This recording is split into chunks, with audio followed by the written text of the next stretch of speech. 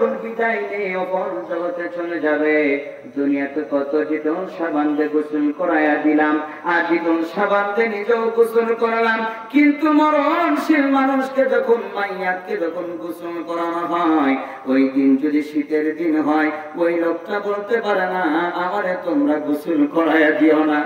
কথা বলেন, আমারে তোমরা গোসল করাইয়া দিও না।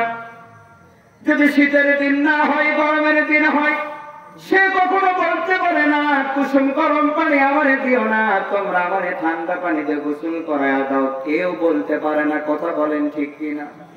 ও দুনিয়ার মুসলমান ভাইরা রে আমার, দুনিয়া থেকে যখন বিদায় নিব, আমার বড় আফসোস হয়, আমি বড় লজ্জিত পাই ওই সময়, বড় ভয় পাই ওই সময়।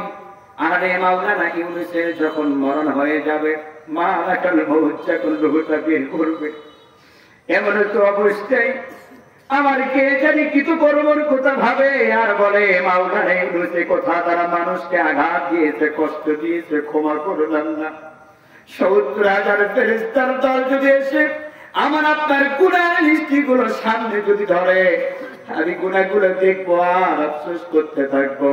দুনিয়ার সন্তানের কাছে যে বলবো, সন্তান কবরের মাঝখানে আমারে বিদায় করে দিও না, আর সন্তান আমাকে দাফন কাফন করাইয়া দিও না। কিন্তু পৃথিবীর কোন মানুষ শুনতে পারবে না, সকলকে পৃথিবীর থেকে বিদায় করে দিবে, দাফন কাফন করাইয়া দিবে।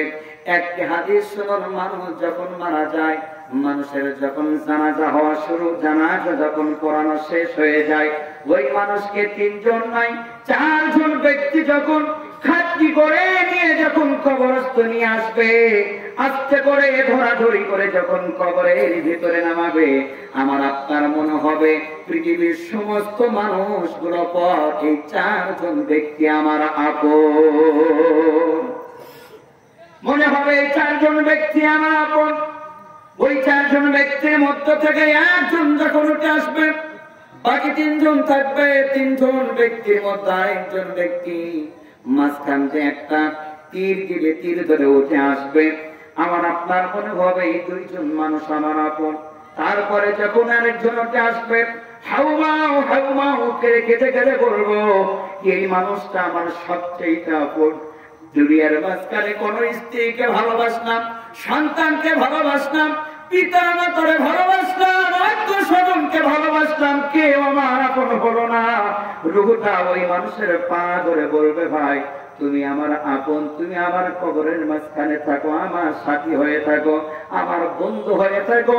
ওই মানুষটা মহিলা হইলে কপালে হাত দিয়ে বলবে বিসমিল্লাহি ওয়ালা মিল্লাতি রাসূলুল্লাহ, আর ছেলে বলে বুকে হাত দিয়ে বলবে বিসমিল্লাহি ওয়ালা মিল্লাতি রাসূলুল্লাহ। আমি আপনাদেরকে একটা প্রশ্ন ছুড়ে দিতে চাই, জীবন দশায় কোনদিন নবীর আদর্শ গ্রহণ করলাম না, আল্লাহর আদেশ নিষেধ মানলাম না, কিন্তু ভারতে হুজুর এসে বুকে হাত দিয়ে বলছে বিসমিল্লাহি ওয়ালা মিল্লাতি রাসূলুল্লাহ। আল্লাহ তোমার দরবারে ছিল, তোমার রাসূলের অনুগত করত, তোমার রাসূল অনুযায়ী পথ নির্দেশন চলতো, তুমি কবুল করে নাও। আল্লাহ বলে, তুই টেকার মাছ কিনতে যাই জনগণ টিপায়া টিপায়া দেখলা, কদু কিনতে যাই টিপায়া টিপায়া দেখলা, ধান বিক্রি করার সময় টিপায়া টিপায়া দেখলা, টোকায়া দেখলা, তারপরে বিক্রি হলো, দাম দর ঠিক হলো। আমি সত্য একটা জান্নাত যদি দান করি, সেই জান্নাতটাই ৭ দুনিয়া সমতুল্য একটি জান্নাত দান করব। আমি পরীক্ষা নিরীক্ষা করে তারপরে তোমার জান্নাত দান করব। কথা বলেন ঠিক কিনা?